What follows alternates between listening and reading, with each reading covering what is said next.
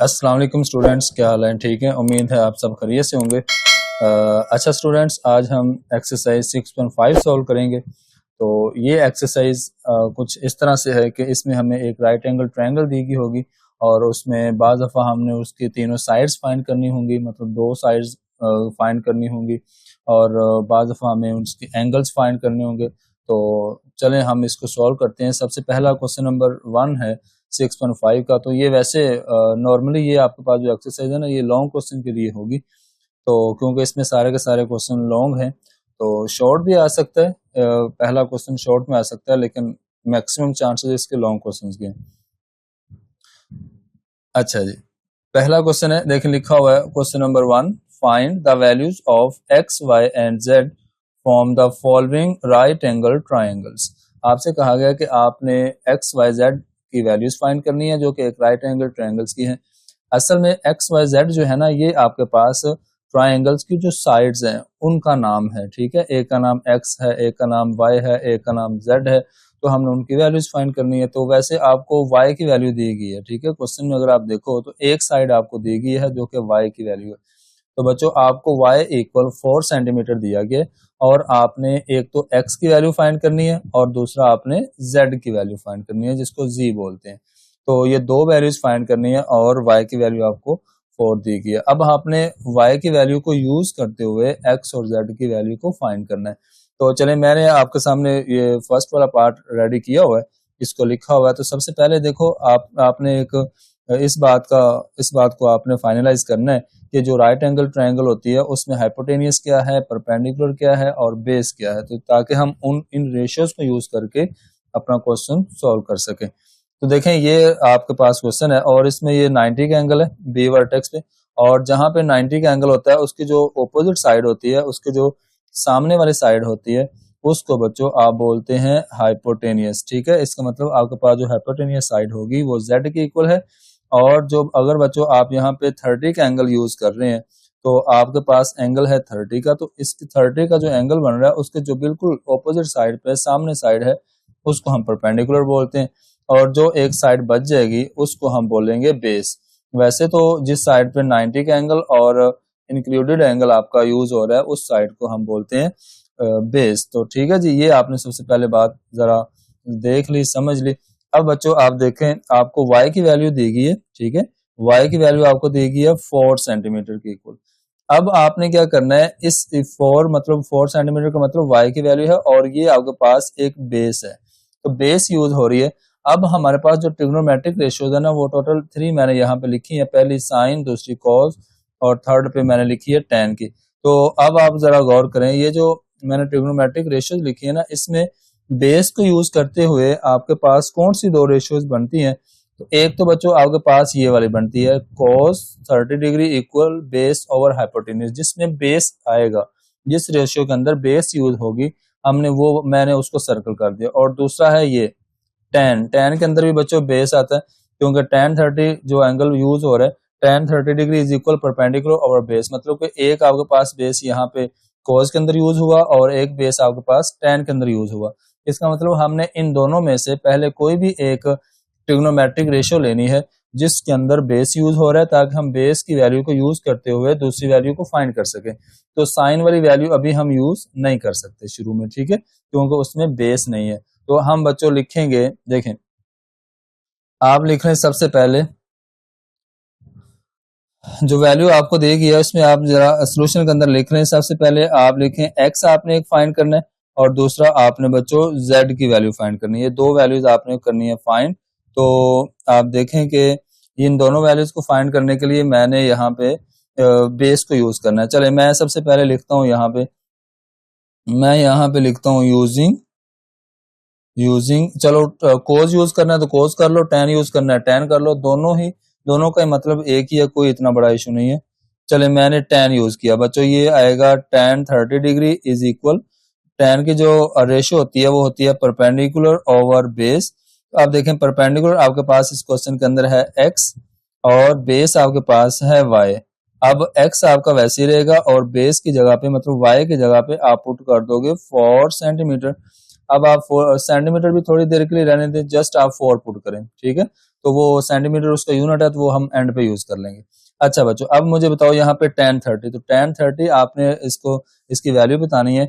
आप कैलकुलेटर का यूज कर सकते हैं, या फिर आप जो पीछे टेबल आपने याद किया, जो लास्ट एक्सरसाइज 6.4 के अंदर सारे की सारी एक्सरसाइज उस टेबल के साथ हमने सॉल्व किए, तो हमने वहां से वैल्यूज लेनी है। तो tan 30 की वैल्यू बच्चों मेरे पास होगी 1/√3 इज इक्वल x/4, वैसे ही आ जाएगा क्योंकि हमें यहाँ से x की वैल्यू फाइंड करनी है। तो आप यहाँ पे क्रॉस मल्टीप्लाई कर दें, या फिर आप एक काम कर सकते हैं, 4 इधर हो रहा है डिवाइड, तो इधर जाएगा तो 1 के साथ होगा मल्टीप्लाई। जब हम 4 को इस साइड पे लेके जाएंगे तो 1 4 के साथ 4 1 जा 4, तो डिनोमिनेटर में √3 वैसे रहेगा, और इस साइड पे पीछे बच जाएगा x। तो ये बच्चों हमारे पास x की वैल्यू आ जाएगी। लेकिन हमें एक काम करना है, तो जो भी आपके पास x की वैल्यू आएगी, जो भी साइड आएगी, उसके साथ हमने सेंटीमीटर लिखना है, क्योंकि ये यूनिट है। ठीक है, ये आपके पास एक यूनिट है, तो ये आपके पास इसका आ जाएगा आंसर। x की वैल्यू हमने कर ली फाइंड। अब एक साइड हमारी रहेगी वो हमारे पास है z की, तो ये z की वैल्यू हम फाइंड करते हैं।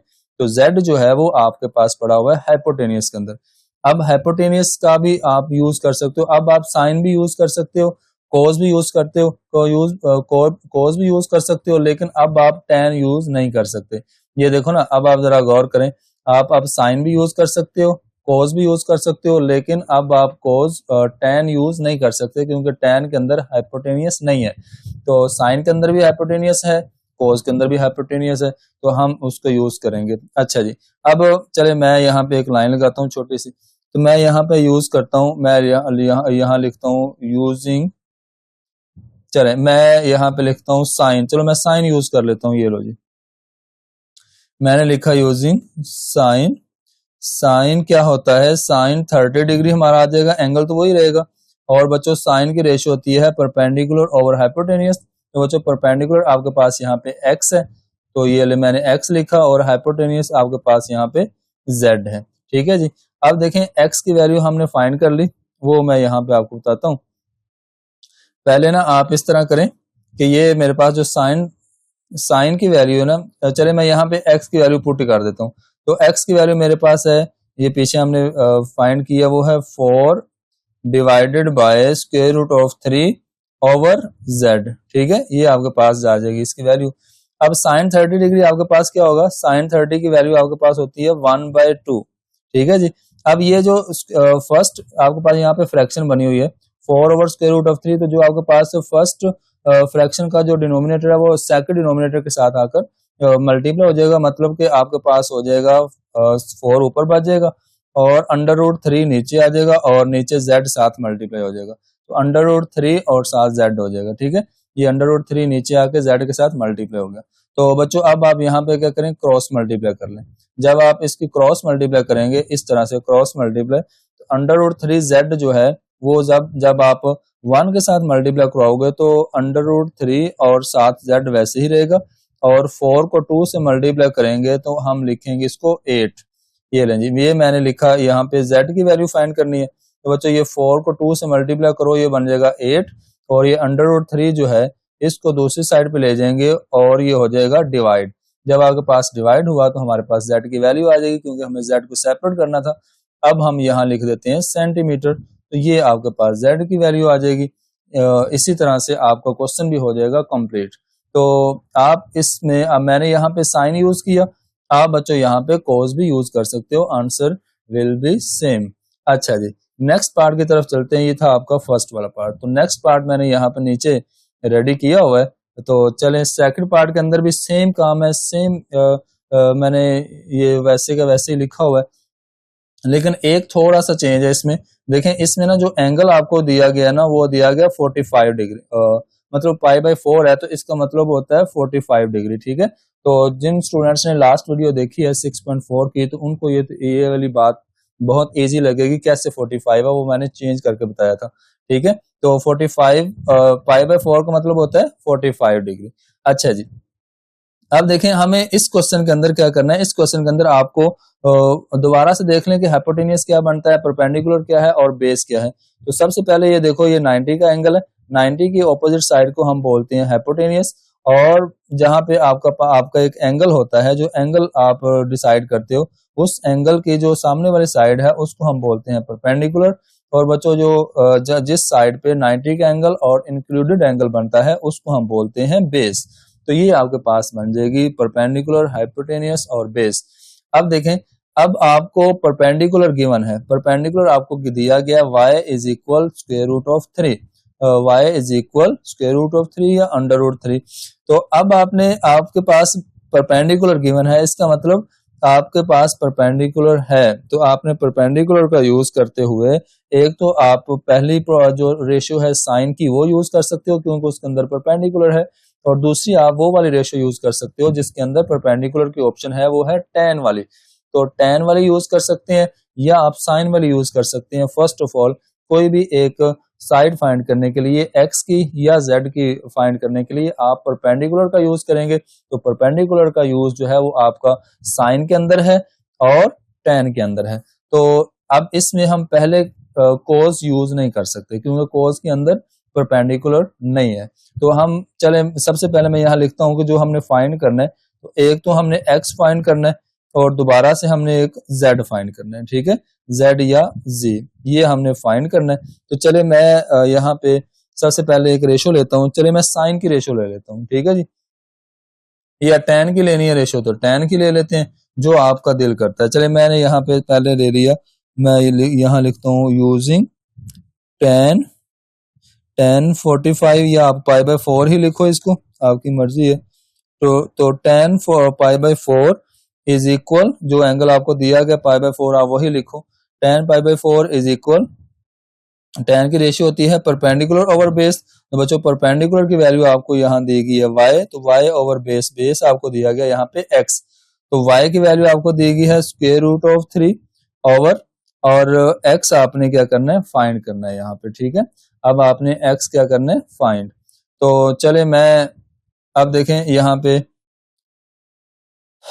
tan 45 मतलब पाई बाय 4 का मतलब tan 45, तो जो tan पाई बाय 4 है वो 1 के इक्वल होता है। तो यहाँ पे अब मैं लिख लूंगा डिनोमिनेटर, मतलब कि इसकी ये जो साइड है square root of 3 over x, क्योंकि x की वैल्यू हमने फाइंड करनी है। तो ये आप लिख लें, x इधर डिवाइड हो रहा है, इधर आके 1 के साथ होगा मल्टीप्लाई, तो x को जब हमने 1 के साथ मल्टीप्लाई किया तो x ही आ जाएगा। तो ये आपके पास आ जाएगी दोबारा से x की वैल्यू स्क्वायर रूट ऑफ 3 या अंडर रूट 3, तो ये भी आपके पास आ जाएगा सेंटीमीटर के साथ, ठीक है जी। तो ये आपके पास आ गई x की वैल्यू। अब हम बच्चों यहाँ पे लिखते हैं बाय यूजिंग, अब हम नेक्स्ट दूसरी वैल्यू यूज कर लेते हैं जिसमें हम नेक्स्ट मैं यहाँ पे हेडिंग दे देता हूँ यूजिंग। अब आप बच्चों आपके पास क्या आ गया, x का मतलब बेस भी आ गई, इसका मतलब अब आपके पास ऑप्शन है कि अब आप साइन की जो रेशियो है वो यूज नहीं कर सकते क्योंकि अब आपके पास बेस मौजूद है। आप यहाँ पे यूज करेंगे या तो आप कोस यूज कर सकते हैं या आप दोबारा से tan यूज कर सकते हैं।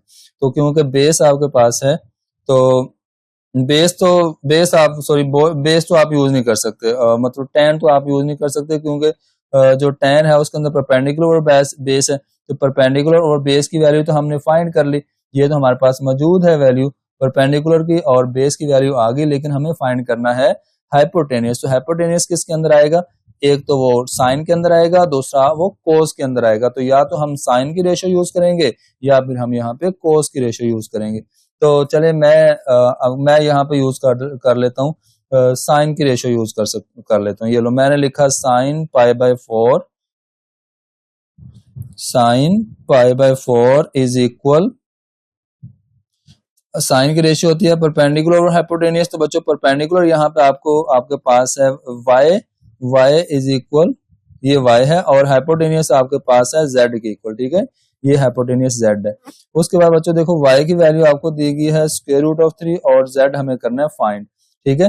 तो बच्चों साइन 45, तो साइन 45 की वैल्यू क्या होगी, sine 45 degree is equal 1 over square root of 2, ये वाली वैल्यू होती है साइन 45 की। तो हम इसकी जगह पे साइन 45 की जगह पे हम लिखेंगे 1 over square root of 2 is equal under root 3 over z, ठीक है जी, ये आपके पास आ जाएगी इसकी वैल्यू, ये हमने लिख दी, ठीक है। अब आपने क्या करना है, z की वैल्यू फाइंड करनी है। तो आप दोबारा से क्रॉस मल्टीप्लाई कर लें, ये लें आपने कि जब क्रॉस मल्टीप्लाई किया तो z को 1 के साथ मल्टीप्लाई किया तो z वैसे ही आएगा, और बच्चों स्क्वायर रूट ऑफ 2 को जब आपने मल्टीप्लाई किया स्क्वायर रूट ऑफ 3 के साथ तो आपके पास इस तरह से लिखा जाएगा। तो अब आप इस तरह कर सकते हैं इसको कंबाइन, दोनों के ऊपर स्क्वायर रूट है, दोनों की सेम पावर है, तो आप square root of under root 1 time लिखें, बेस में जो वैल्यू लिखी हुई है 2 को 3 से मल्टीप्लाई करें तो आपके पास बन जाएगा 6, तो ये आपके पास आ जाएगा सेंटीमीटर। तो मैंने क्या किया, एक्चुअली मैंने स्क्वायर रूट लिखा 1 टाइम, तो बेस में जो नंबर डिफरेंट नंबर जब होते हैं तो उनको मल्टीप्लाई कर लेते हैं 3 टू द 6, तो ये बच्चों आपके पास z की वैल्यू आ जाएगी। तो ये हमारा क्वेश्चन ये वाला हो जाएगा कंप्लीट। तो अब चलते हैं इसके थर्ड वाले पार्ट की तरफ। तो ये है बच्चों आपके पास इसका थर्ड वाला पार्ट। सेम काम हमने करना है, सेम काम का मतलब ये आपके पास 90 का एंगल है, तो 90 के एंगल की ऑपोजिट साइड जो होती है वो आपके पास हाइपोटेनियस, और बच्चों जहां पे एंगल हम ले रहे होते हैं सिलेक्टेड एंगल जिसको बोलते हैं, उसकी जो ऑपोजिट साइड है उसको हम बोलते हैं परपेंडिकुलर। और ये वाली जो बच्चों जो नीचे वाली साइड है जहां पे 90 का एंगल और रिमेनिंग साइड जो है आप इसको नाम दे सकते हैं, उसको आप बेस का नाम देते हैं, जहां पे 90 का एंगल और सिलेक्टेड एंगल है वो आपके पास बेस है। चलें भी, अब आप देखें सबसे पहले बच्चों आपके पास अब हाइपोटेनियस की वैल्यू मौजूद है। अब आपको हाइपोटेनियस की वैल्यू दी गई है, इसका मतलब हाइपोटेनियस जिस रेशियोज के अंदर आता है, जिस ट्रिग्नोमेट्रिक रेशियो के अंदर हाइपोटेनियस आता है, हमने उस रेशियो को पहले यूज करना है। उस रेशियो को यूज करते हुए हमने एक वैल्यू फाइंड कर लेनी है, उसके बाद देखते हैं। तो हाइपोटेनियस बच्चों आपके पास किस में आता है, एक साइन में आता है और एक कॉज में आता है। तो tan वाली हम यूज नहीं कर सकते, इन दोनों में से आपकी मर्जी है, कोई भी एक आप रेशियो यूज कर सकते हैं। तो सबसे पहले देखो आपने जो फाइंड करना है, एक आपने x फाइंड करना है और अब आपने एक y फाइंड करना है, ठीक है जी। अब सबसे पहले मैं यहाँ पे रेशियो ले लेता हूँ, मैंने लिखी यहाँ पे यूजिंग, आप लिखें यूजिंग, चले मैं यहाँ पे किसकी लें, साइन की ले लें या साइन वाली रेशियो लें या कॉस की, चले मैं यहाँ पे कॉस की लेता हूँ। ये लो जी, कॉस 60 डिग्री इज इक्वल, ये वाली रेशियो लेंगे बच्चों, ये आपके पास है होती है बेस ओवर हाइपोटेनियस। तो बेस ओवर हाइपोटेनियस, तो बेस आपके पास क्या है, यहाँ पे बेस आपको x की इक्वल दी गई है और हाइपोटेनियस आपको दी गई है यहाँ पे z की इक्वल साइड। तो x की वैल्यू हमें करनी है फाइंड और z की वैल्यू आपके पास है 2 सेंटीमीटर, ठीक है जी।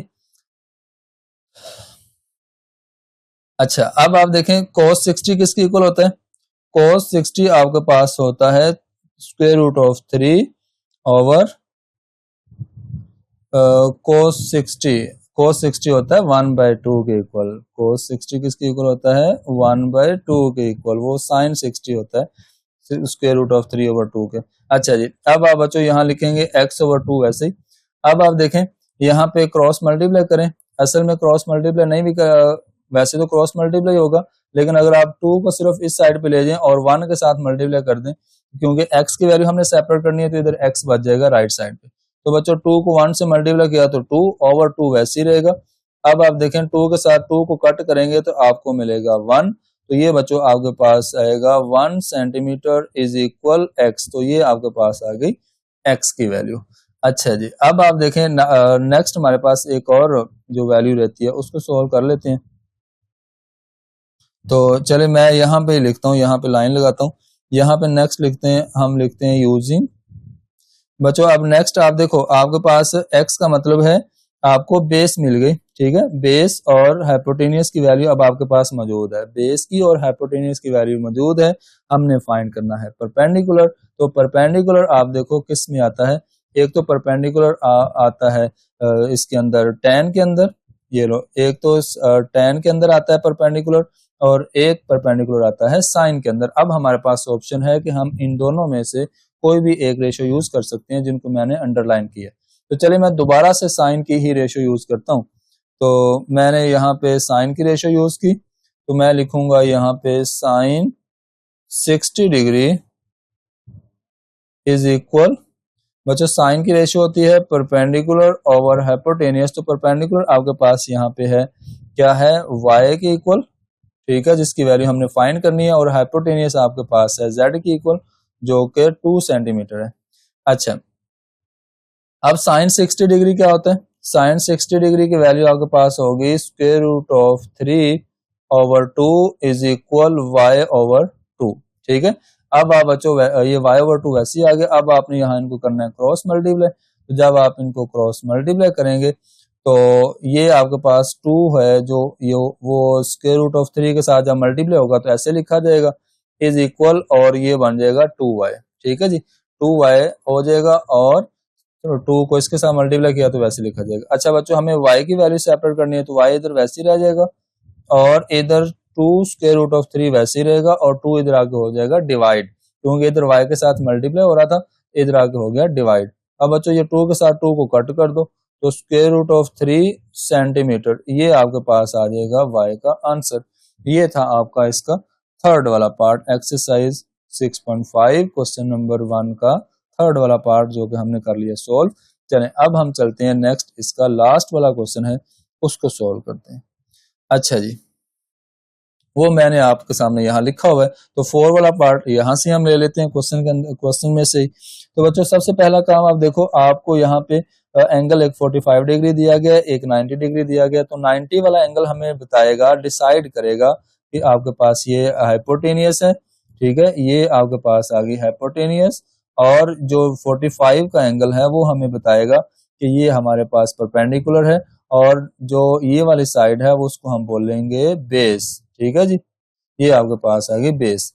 अच्छा जी, अब बच्चों देखो आपको जो वैल्यू फाइंड करनी है वो मैं यहाँ पे लिखता हूँ। एक तो आपको x की वैल्यू फाइंड करनी है, और दोबारा एक आपको z की वैल्यू फाइंड करनी है। अच्छा, अब बेस आपको गिवन है, इसका मतलब बेस की वैल्यू आपको गिवन है, और बेस किस किस में यूज होता है? बेस यूज होती है यहाँ पे कोस के अंदर और टैन के अंदर, मतलब एक कोस की रेशियो हम यूज कर सकते हैं, एक टैन की रेशियो यूज करके हम दूसरी वैल्यू फाइंड कर सकते हैं। तो अच्छा, अगर हम यहाँ पे मतलब आपके पास ना यहाँ पे साइन नहीं यूज हो सकता, क्योंकि साइन की रेशियो के अंदर परपेंडिकुलर जो है ना वो तो आता है और हाइपोटेनियस आता है, लेकिन बेस नहीं है। तो हमने वो वाली ट्रिग्नोमेट्री यूज करनी है जिसके अंदर बेस हमारे पास होगी।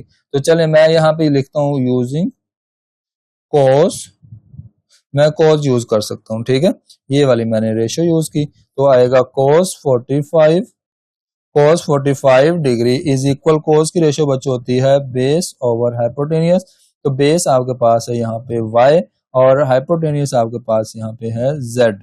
तो अब y की वैल्यू आपको वैसे दी गई है 4 सेंटीमीटर, तो आप सेंटीमीटर रहने दें, जस्ट आप वैल्यू लिखें 4 ओवर z। अच्छा जी, अब 4 ओवर z है। अब इधर से देखें cos 45, तो बच्चों cos 45 की और sin 45 की सेम वैल्यू होती है 1 ओवर अंडर रूट 2, तो यहाँ आएगा 4 ओवर z।